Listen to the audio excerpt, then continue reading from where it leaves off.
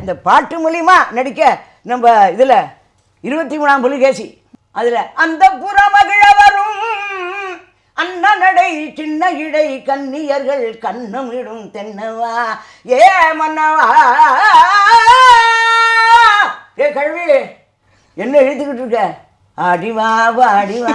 அப்புறம் அம்மா அப்பாவோ கூட அண்ணன் தங்கையோ உட்காந்து பாடுறத பார்த்து ரசிக்கிறது வேற. ஆனால் ஒரு கணவன் அதை அப்ரிஷியேட் பண்ணி நீ பாடு. காலத்தில் அழியாத காவியம் தர வந்த மாபெரும் கவி மன்னன. நீங்க பாட்டு பாடுறது சினிமாலன்றதை தாண்டி நாங்க உங்களை நடிச்சுமே பார்த்திருக்கோம் சில இடத்துல. நீங்க இப்படி நடிப்புல பாட்டு சூப்பரா பாடுறீங்க, சின்ன வயசுல இருந்தே ஒரு ஆர்வம் இருந்துச்சு. பட் நடிப்புல வந்ததுக்கு காரணம் என்ன? யார் உங்களை கூப்பிட்டது? அது எப்படி தெரியுமாமா, நம்ம அம்மா இருக்காள் கேபிஎஸ், அவள் ட்ராமாலேருந்து பாட்டுக்கு வந்தா.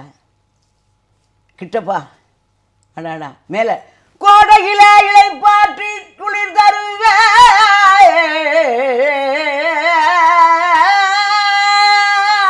அந்த காலத்து ட்ராமா மைக்கேது. அதுலேருந்து அவ அப்படியே வந்தவோ.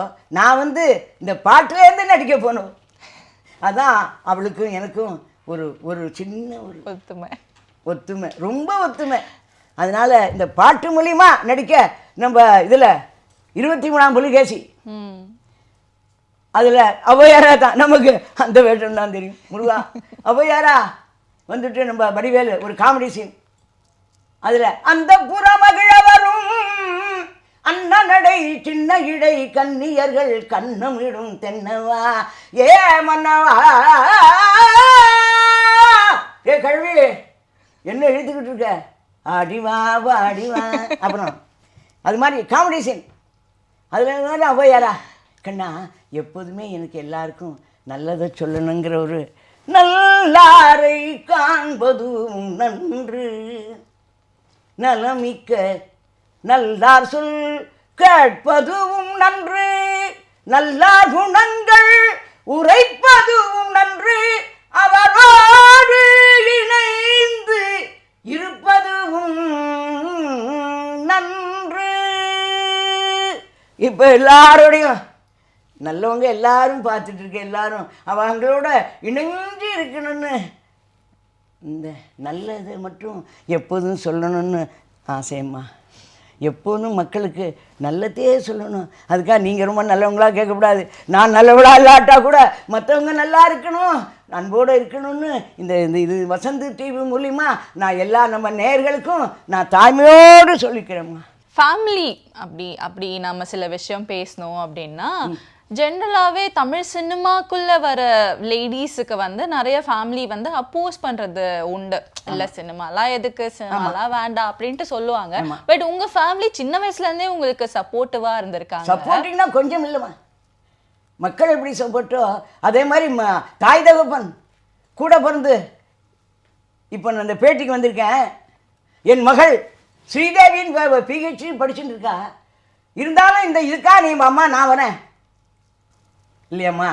எல்லாருக்கும் வீட்டில் குடும்பத்தில் எல்லாரும் ஒரு சப்போர்ட்டாக இருந்தால் தான் முடியும். கணவன் சுப்பிரமணியம்னு பேர் அவருக்கு, சாமானியப்பட்டவர் இல்லைம்மா. அவர் இந்த பாட்டுக்காகத்தான் கல்யாணம் பண்ணிட்டார். ஆமாம்மா. அம்மா அப்பாவோ கூட அண்ணன் தங்கையோ உட்காந்து பாடுறத பார்த்து ரசிக்கிறது வேற. ஆனால் ஒரு கணவன் அதை அப்ரிஷியேட் பண்ணி நீ பாடு ஜனங்கள்லாம் சொல்கிற போது அந்த கணவன்கிறவனுக்கு கொஞ்சம் இல்லையா, அது நான் எப்படி சொல்கிறேன். ஆனால் அவர் சுப்பிரமணியமே முருகா அது பெரிய விஷயமா. அவர் இப்போ நம்முடையே இல்லை. இதுக்கு காரணம் அவர் தான். இல்லாட்டாலும் இருக்கார், இல்லாமையே இருக்காரம்மா. இருக்கார் முருகா, இருக்காரம்மா. முருகா முருகா முருகா. ரொம்ப சூப்பரான ஒரு ஃபேமிலி ஆக்சுவலி உங்களுக்கு அமைஞ்சிருக்கு. சின்ன வயசுலேருந்தே அம்மா அப்பா பாட்டி ஹஸ்பண்ட் உங்க டாட்டர் எல்லாருமே சூப்பரா வந்திருக்கு. அப்படின்னா பகவான் அந்த மாதிரி ஒரு பாக்கியத்தை எனக்கு கொடுத்துருக்காரம்மா. எல்லாருக்கும் கொடுப்பார் அந்த மாதிரி கொடுத்துருக்காரு. முருகா முருகா. ஆமா ஆமா. ஏன்னா உங்க பாட்டி பத்தி சொல்லணும், கேபிஎஸ் அம்மா பத்தினா உங்களுக்கு அவங்க பாடினதுலே ரொம்ப பிடிச்ச பாட்டு அப்படின்னா எந்த பாட்டு சொல்லுவீங்க? கண்ணு நீ கேட்குறது நியாயம்தான். ஆனால் அவள் பாட்டு எந்த பாட்டுன்னு தான் சொல்கிறதுன்னு தெரியல. ஆனால் ஒவ்வொரு பாட்டும் காலத்தில் அழியாத காவியம் தர வந்த மாபெரும் கவி மன்னன உனக்கு தாய் ஒரு மொழி சொல்லுவேன். மகாகவி காளிதாஸ். ஆஹா, காலத்தில்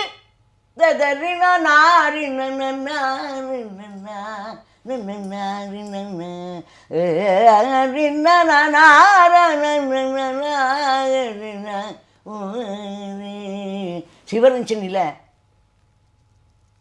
ஒரு தத்துவ பாடல்.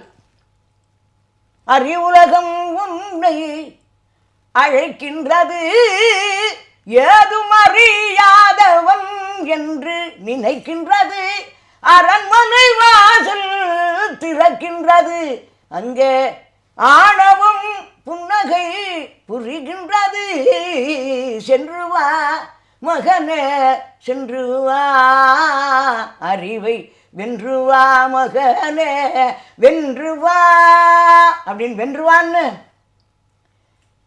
சினிமா பாட்டையே பக்தியாக தான் பாடி, பக்தி கலந்த சினிமா, சினிமா கலந்த பக்தி. அதனால அவங்க பாடுற பாட்டு ஒவ்வொன்றும் ரசிக்காம யாராலையும் இருக்க முடியாது. அப்படி நானும் ஒருத்தியம்மா. முருகா முருகா முருகா. நீங்க பாடின பாட்டுல ஒரு அழகான தத்துவம் இருக்கு. ஆமா, அது உங்க பாட்டி பாடின பாட்டு. நீங்க இது வரைக்கும் சினிமால பாடின பாட்டுகள்லயும் ஒரு நல்ல தத்துவம் இருக்கு. பட் இப்போதைக்கு வர சினிமா பாடல்கள்ல நிறைய தத்துவங்கள் அப்படின்றது வந்து கொஞ்சம் கம்மியா இருக்கு. பாட்டு மூலமா நம்ம என்ன கத்துக்கிறோம் அப்படின்றத தாண்டி என்டர்டெயின்மெண்ட்ன்ற விஷயம் வந்து இப்போதைக்கு வர சினிமா பாட்டுல அதிகமாயிடுச்சு. இத பத்தி உங்களோட கருத்து என்ன? என்ன கண்ணே, என்ன அழகா, என்ன அழகு, என்ன அழகு, என்ன அழகா கேட்குற, என்னென்ன கேள்வி நீ கேட்குறது நியாயம்தான். அப்போ தத்துவம் இருந்ததே, அப்போ இருந்து இப்போ என்னத்தை பாத்தியா கேட்கனா என்ன சொல்கிறாங்கன்னு தெரியல. ஆனால் எல்லாரும் ஆடுறாங்க, அது பெரிய விஷயம். அதில் தத்துவம் இருந்தது, பாடினாங்க, கேட்டாங்க, ராகம் இருந்தது ஆனால் இதில் எதுவுமே இல்லாமல் அத்தனை பேரும் திறந்தா என்னத்தை பாத்தியா என்னத்தை பார்த்து எங்கே இருக்கமா அதெல்லாம். எல்லாத்துக்கும் காரணம் இசை தான். அந்த இசையாகப்பட்டது வார்த்தையை பற்றி கவலைப்படாமல் என்னத்தையும் நீ சொல்கிற, அண்ணா இசை வடிவமாக சொல்கிற அப்படின்னு எல்லாம் ரசிக்கிறாங்க. என்ன யங்ஸ்டர் அப்படின்னு நினச்சா பெரியவங்களும் அதே, நானும் அதே நம்பர். முருகா என்னத்தை பார்த்து எங்கேயோ இருக்குமா, எங்கேயோ இருக்குமா. அப்படிலாம் ஒரு இசை வந்து அப்போ அப்படி இப்போ இப்படி எல்லாம் இசை தான் காரணம். அதுக்காக அதை ஒரு தப்பாக சொல்லிட முடியாது. ஆனால் இது ஒரு வழி. கண்ணா, யாருக்கு ஆடுற மாட்டு ஆடி தான் கறக்கணும், அது பாடினா கறக்காது, அதனால இப்படி சொல்லுவோம் அப்படின்னு. அதுதான் மகாநடிகன் படத்துல வந்து சத்யராஜ் சாரை வர்ணிக்கிற மாதிரி ஒரு பாட்டு வந்து நீங்க சத்யராஜே சொன்னதும் ஞாபகம் வருது. நாங்களும் கோயம்புத்தூர் தானே, எங்கள் வீட்டு பக்கத்தில் நாங்கள்லாம் பக்கத்தில் சத்யராஜ். ஓ ஓகே. சத்யராஜ் சாமானிய பேரே சத்யராஜ். அப்புறம் நான் என்ன சொல்கிறது, எங்கள் வீட்டுக்கு பக்கத்தில் தான். ரொம்ப அன்பானவன், ரொம்ப நல்லவன், ரொம்ப அன்பானவன், ரொம்ப எல்லாம் தெரிஞ்சவன், ரொம்ப மக்களுக்காக நல்லது செய்யணுங்கிற ஒரு நல்ல எண்ணம் உண்டம்மா சத்யராஜுக்கு. அதுக்காக பாடியிருக்கேம்மா. அது அவருக்கே தெரியாது. நான் இன்னொரு படத்தில் கூட பாடுறதுக்கு சத்யராஜுக்காக போயிருந்தேன். அதில் வந்து ஒரு வெள்ளைக்காரி வேஷம் போட்டு அதில் நான் வருவேன், கவுண்டமணிக்கு மாமியாரா. அப்போ வந்து சத்யராஜ் அதில் இருக்கார். அப்போ சொல்லுவார், நான் இந்த வேஷம்னா எதுக்கு நீ வேண்டாங்கிற, எல்லாம் கலை தானே, நீ எதில் நடித்தாலும் ஒன்று தான், தப்பு இல்லைம்மா நீ நடின்ற. அந்த மாதிரி ஊக்கப்படுத்துகிறவர் சத்யராஜ். அவருக்கு பாடியிருக்கேன். ஆமாம்மா, ஆமாம்.